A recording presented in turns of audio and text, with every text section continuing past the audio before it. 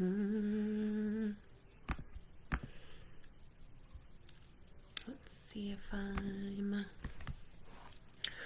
I'm live. Hey guys, if you're on here, let me see. Okay, I'm live. Close unused applications. I'm not sure if. Let's see how this goes. Okay, this looks a little crazy, but let's see. I'm going to check to see what it looks like on here.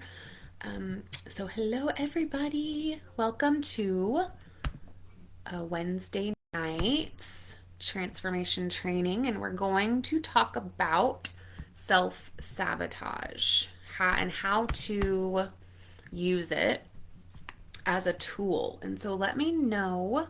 I'm going to get on my phone real quick so I can see your comments. Oh, and so we're trying something new today as far as with this screen share. So let's see what happens. I made these slides for you guys because, let's see, where am I at? Because I feel I like slides, and some of us are visual learners, some of us are,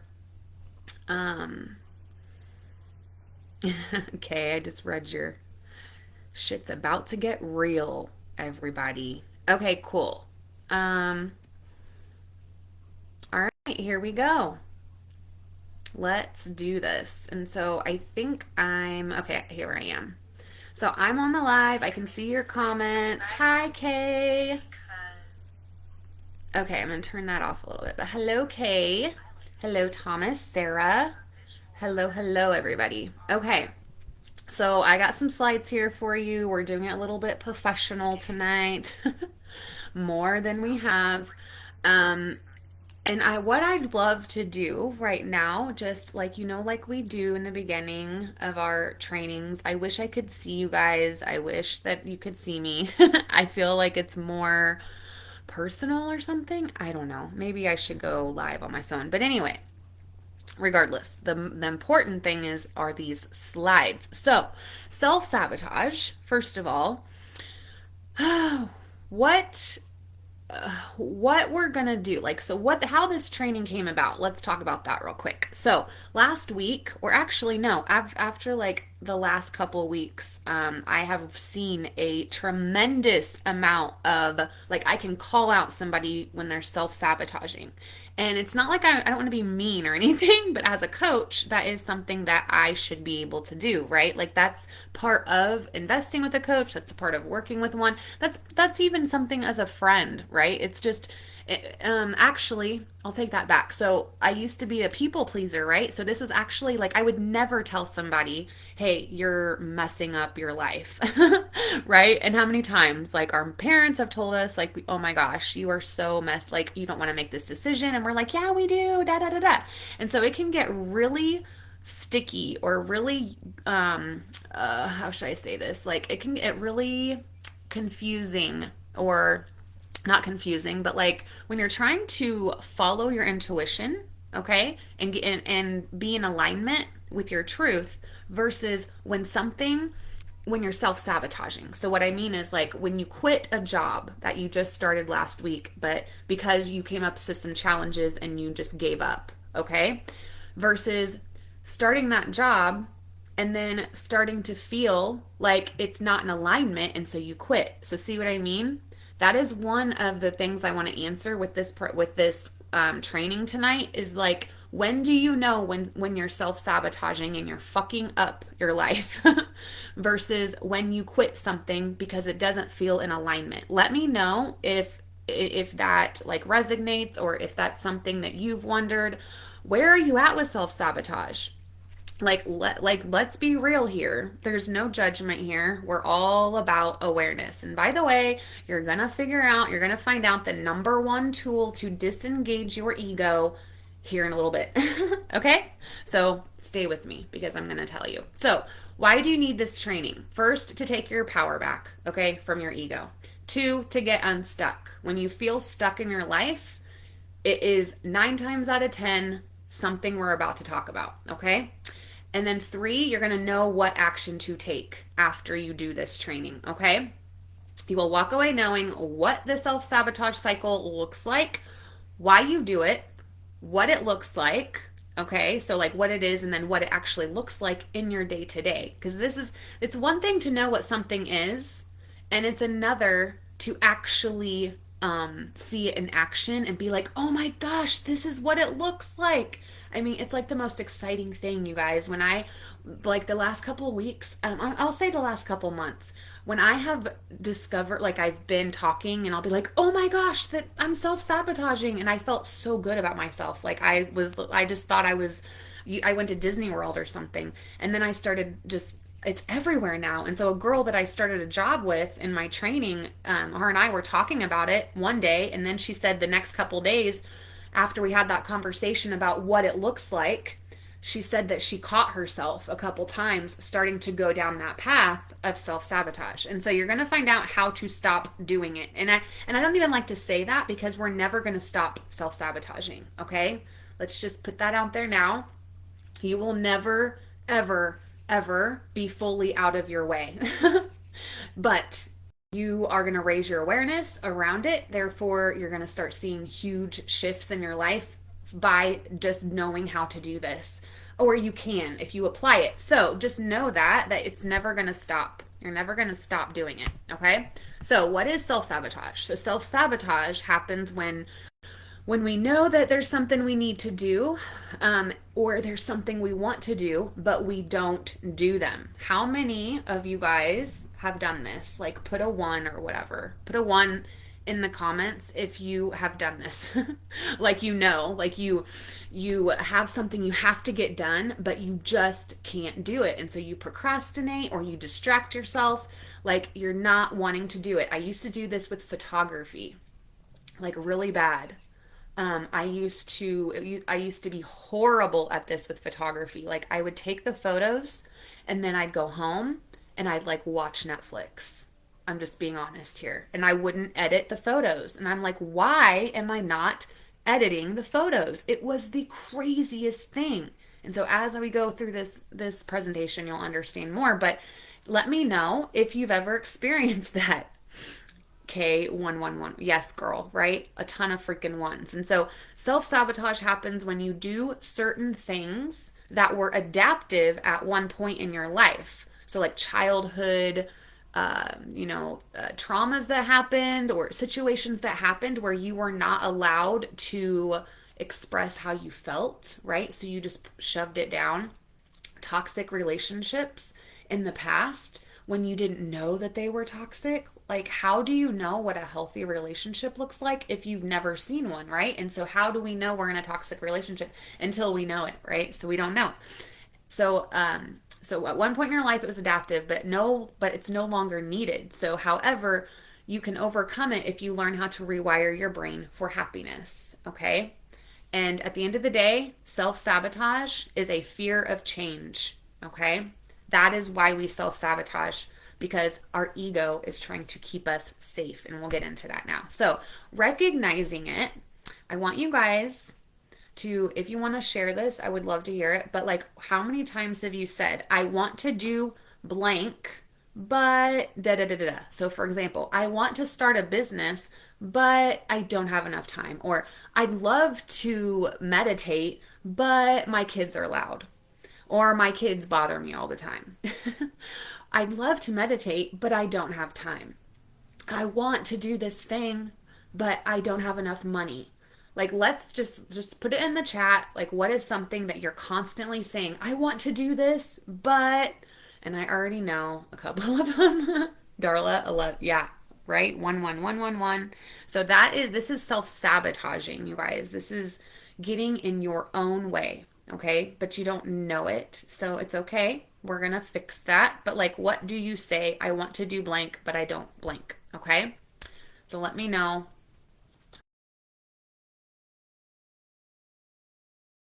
Oh, about recognizing it. So we have what it's called a catastrophic mindset. So it's a thought pattern that makes you think that only uncomfortable or even horrible events will take place in the future. Can you guys think of anybody right now of like every single time? My mom comes to my mind right now as far as like if things aren't going good with someone, if there's like drama, she instantly goes to like, "Oh my gosh, somebody's going to die." What happened? God dang it. What happened? Oh my God. Okay, guys, sorry. So the catastrophic mindset. So it disproves all reasonable perceptions of reality. You literally get into illusion, like in an illusion. Um, you will make a mountain out of a molehill. There we go. And then number two, so putting other people's interest ahead of your own. You believe that your own vital interests and needs are less important than those of other people. Like, we're all moms and parents here. Like, hello, that's what we do, right? Like, we put other people's stuff in front of our own. So you'll take care of yourself only after you've taken care of everybody else first. Behind all of this lies the attempt to please everyone. All right. Number three is a mindset that obeys the rules. So your inner guard. So you can even think of this as like your inner critic. The inner critic is what I call it. Sets the main rules and hints that you're protected only if you follow these rules. So you'll often use conditional statements. So like if he really loved me, he would call me every day. Oh my gosh! Like when I read that, I'm like, huh. There's so much stuff that's coming right now. So you're disappointed in yourself if you don't follow the rules. I mean, how many times do we beat ourselves up because we don't follow the rules, quote unquote, even though they're only our rules? Like, especially as moms, like, oh my God, I didn't read my kid a bedtime story. Like, I am the worst mother ever.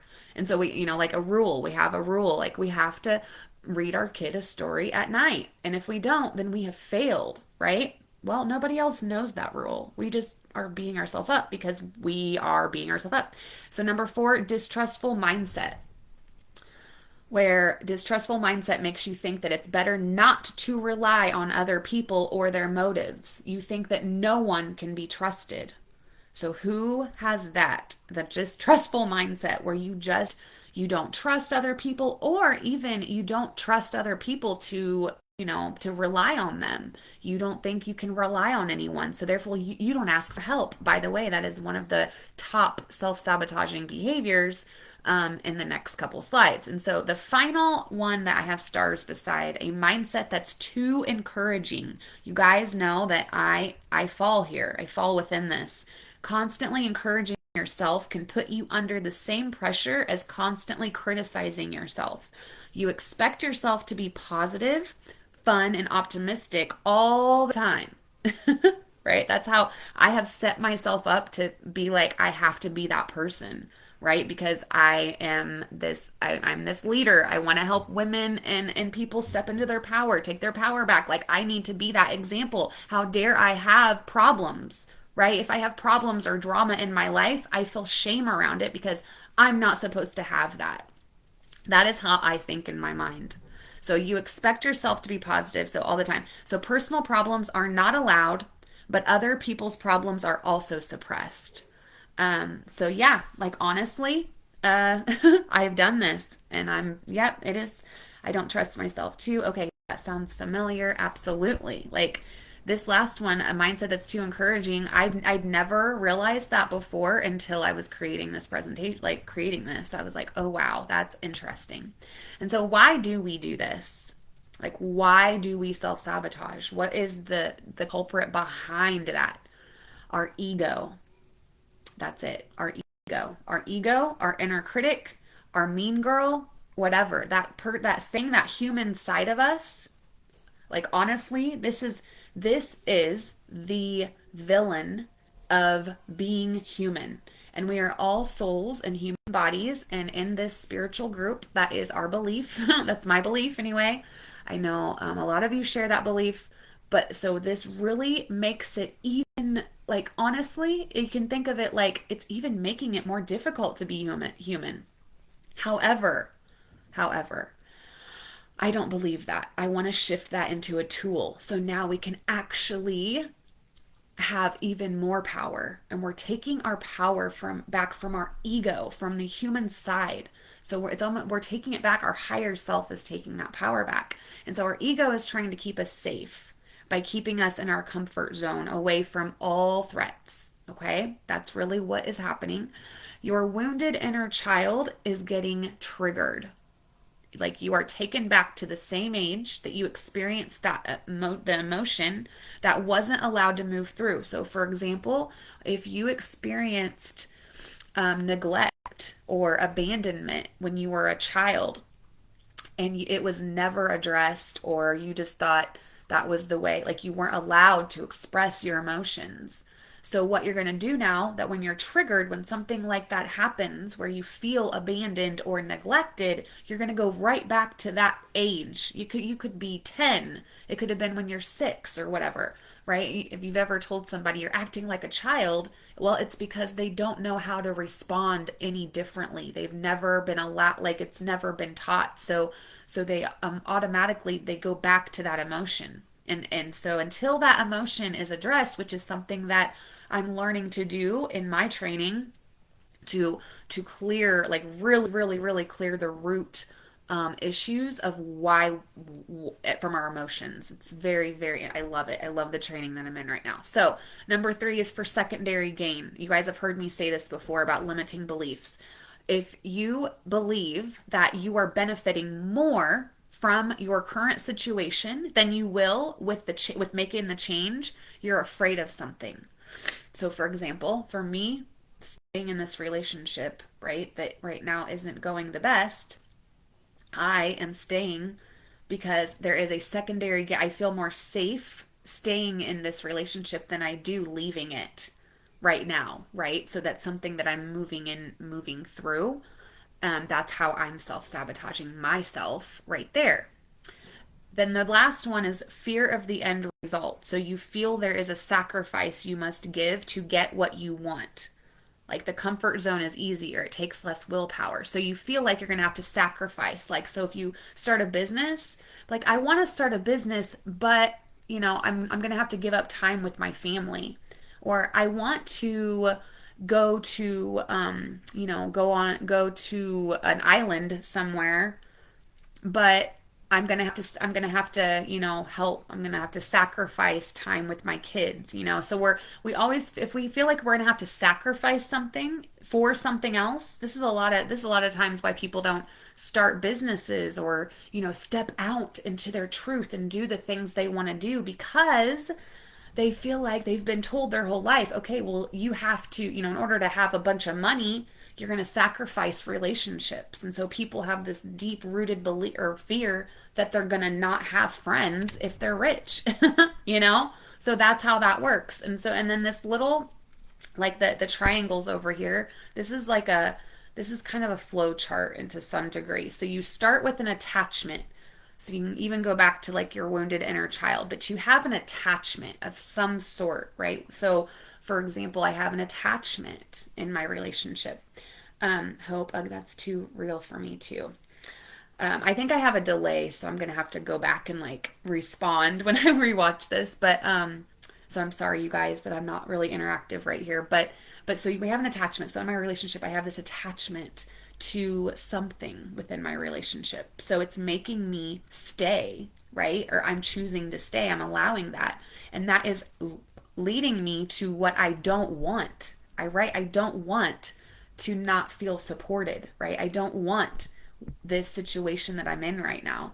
But then I go to an automatic response, which is just to sweep it under the rug, right? Until a day when it's not. And then everything blows up again, and it happens like every 4 or 5 months.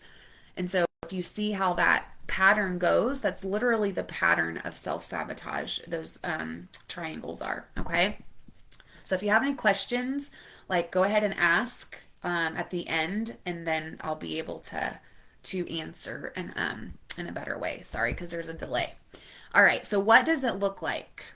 Like, what does self-sabotage look like in your day to day? We'll talk about this real quick. So it looks like suddenly searching for and pointing out all of the reasons why your new job, your new relationship, your new business, this new project, this vacation even that you went on, or this new thing you started, why it will not work for you, even though you were very excited to start last week. Has anyone else ever, like, you want to do something so bad, you want this new job, it's amazing, and then you start it, and then one thing goes wrong, and you start finding everything else that goes wrong, so that way you don't have to be held accountable for quitting. That is self-sabotage. Okay. And then the second one, so like I told you guys, not editing photos for photography clients. That was, or under delivering on a promise. Like I'm self-sabotaging. Blaming our kids, okay? This is what this looks like too. When we blame our kids or our partner or whoever for being too loud or making it impossible for us to meditate or do any kind of self-care. How many of you watching the replay or on here now have blamed your kids or someone else because for the reason that you couldn't do something? We've all done it, right? But when we've all done it and we still do it. I blame my kid. You guys have heard me on my lives probably. And so it's okay. No shame in our game at all right now. We got to lay all this out on the table in order for it to be taken care of, right? We can't change something we don't know about. So the next one, perfectionism, not taking action until it's perfect. Okay. Blaming someone else for why you aren't where you want to be. This is a really big one. Canceling the coaching call that you were so excited for yesterday.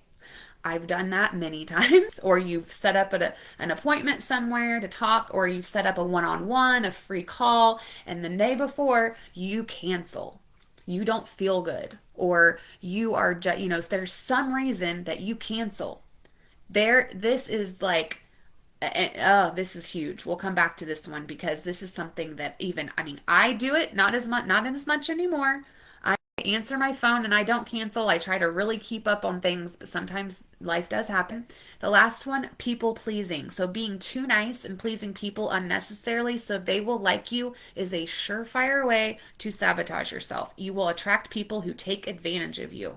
Okay? So this is what self-sabotage looks like right here. Like if you go through your day from now on, this is why we practice mindfulness. This is why we're like, pay attention to what you're doing throughout your day, what thoughts you're thinking, what you're saying, what conversations you're having, like just being in the moment so you can catch this stuff, right? Because you're not going to do that. So how does this happen? I know we kind of but I want to talk about how this happens, like the scientific reason in our brain of what's happening, because it's actually really interesting. And if you understand what's happening, then you will, instead of me just telling you or other people saying, oh, stop self-sabotaging, or oh, you shouldn't do that. Okay, why not? Why should I always need to know why, right? So how does this happen? So our brain is always looking for danger, okay? Like we've been conditioned like our whole from the caveman days of like to watch out for danger. And so it's called the reptilian or the primitive brain kicks in when we detect fear or danger. And so as you see, the reptilian brain is like right at the top of our spinal cord, right at the top, like the base of our brain.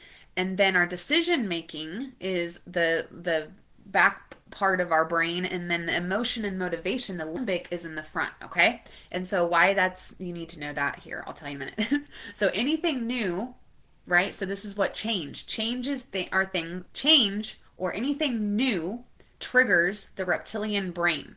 Okay, and it's our instincts, our urges. We act irrationally because what happens is when this reptilian brain is activated or when it is kicked in, right? So anything that we don't know, right? We fear anything we don't know, or change or whatever. This is why, guys, this is why right here. Oh my gosh, I should have put this on the slide. But this is why I do my work, right? To try to help people actually embrace change and open up to it and actually invite it into their life of like, bring on the change. I want opportunity. I want to see my life I want to be in alignment with what feels amazing to me. I want to be in my truth. But this is why people do not step into their truth. This is why people do not do things out of the ordinary because they're fearful, and it's change, it's different. So they activate this part of their brain, and then what happens, the most important part is when this is activated, it slows down the other parts of our brain. So the decision making is foggy. Our emotion and motivation, we forget why we started the job, right? So when you take a job and you wanted it so bad and you were so excited for it, the moment that you have any fear at all, that kicks in that reptilian brain and that primitive part of you, it overshadows the emotion and the motivation that you had to begin with. This was so huge for me when I learned this, of like, wow, we are literally wired, like literally wired, you guys, to not accept change. So I understand now why I've literally been fighting a losing battle up until this point. And this is why this training is so important, because when you're aware of that this is what happens, this is why meditation is just like it's gold, right? And so the point is here, it's a normal human process. There's nothing wrong with you when you self-sabotage. Matter of fact, there might be something more wrong with you when you do accept self-sabotage, but you know what? We're going to make it normal. But when it kicks in, it shuts down the more logical and rational part. And so it causes us to stress out, going into flight or fight, frozen in fear, and we run away from it. So that is what happens, and it makes us irrational. And so also, this stops us from growing, you guys, right? This keeps us the same, because to grow, you have to step out of your comfort zone. And it's where our ego lies, and it wants to hold us back and keep us safe. And so this is like, for me to know this was just so much of like, this is it. It keeps us from doing things differently. And so the brain responds to change with excuses, blaming, complaining, plus distractions equals self-sabotaging behavior. And so we live in our comfort zone. It's safe, right? It's safe over here. We know what's going to happen, whatever. Same thing day in, day out. Outside of our comfort zone, our dream life is like all the new experiences. It's equals not safe. And so what happened, like, this is why self-sabotage happens, because it's trying to keep us in our comfort zone. It's trying to keep us safe. Okay, so just knowing that is what it's trying to do, you can have some love for it, right? You can have some love for it, but let's go on to the next one. So how do we know when it's happening? I know we kind of talked about this a little bit ago, but thoughts of quitting a job or offer like after the first challenging situation. So if you start something new and you're really excited about it, and then all of a sudden you are challenged. It's when you're challenged, and now all of a sudden you're like, I don't think this is for me. I think I made a mistake, blah, blah, blah, blah. I would suggest in that moment to go to talk to somebody, like a coach or a friend that you trust, that has a pretty high level of self-awareness, because this is when we start sabotaging. Number two, like making excuses for why you aren't doing something that will serve your higher good. Like for me, why am I staying here in this relationship, right? Number three, blaming the kids or family why you can't do something. And then the next one, making intentional mistakes. I know that sounds really crazy, but we do. We intentionally mess things up if we feel like might fail. Our fear of failure will trump making mistake. We'll make a mistake so that way we're not chosen for the promotion, right? That's just an example. And then also not asking for help or sharing your thoughts. And what I mean by this is, if you're going to complain about something, or something is to blame for the reason that you are not succeeding, then you either need to ask for help or tell someone and share your thoughts. That way you can get the help you need. Because if you don't ask for help, if you complain about something, but then you don't ask for help, then, how is that? That's not really, that doesn't do anything. Again, it keeps you from growing. That is the biggest thing. You feel trapped. When you start to feel trapped, you're self-sabotaging. When you find yourself complaining all the time, you're self-sabotaging. When you're focusing on the negative, when you usually try to focus on the positive, And then also the negative thoughts and self-talk. All right. So again, this is also on an unconscious level. If you've been doing this your whole life, because we have until we wake up, right? You've unconsciously been living being you're asleep, and so this is how you've been living. This has been normal. This is a normal life for people. Some people don't even, and there's going to be some that watch this training maybe and be like, what, how is that? Because again, it's that self-awareness, your level of self-awareness. And so, how can we begin to slow down on the self sabotage? You're never going to quit it. You're never going to stop it completely, just to slow it down. The number one tool for disengaging your ego is awareness. What you are, when you're aware of something and you know this is the fault of the ego, it goes away. It disengages because it cannot exist. The ego cannot exist where awareness is. So, you knowing this information, okay, is already, if the ego is beginning to slide over, like it's like, okay, I'm not as powerful anymore. You're taking the power back from your ego.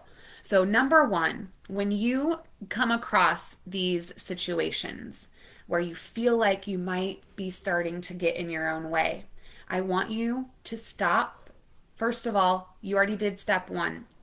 You became aware. You're like, all right, I think I'm self-sabotaging. I think I need to check in on this. And then two, I want you to pause and become the witness of your situation. So, like become like step back.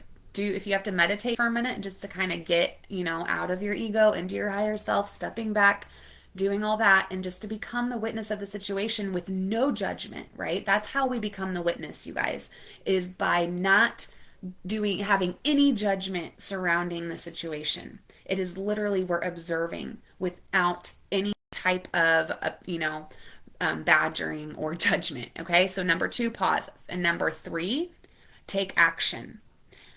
This is how self sabotage wins. It's by not taking action. And I don't mean taking action by like quitting or whatever. I mean take action, do anything, meditate, do something that you don't usually do, or talk to somebody, or ask for help. Do whatever it is that your ego doesn't want you to do that. Okay? And over in the corner with the little girl right here doing her stretching, honestly, all it takes is a little bit of courage over fear, to have more courage than fear.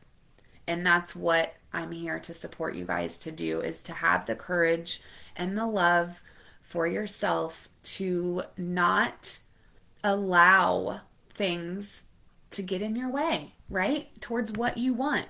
And so that is the end of that. Those are the three things to do. It's simple. It's not complicating. It is just about being mindful in your day. Now, I did not make a slide. Oh, here, I think I can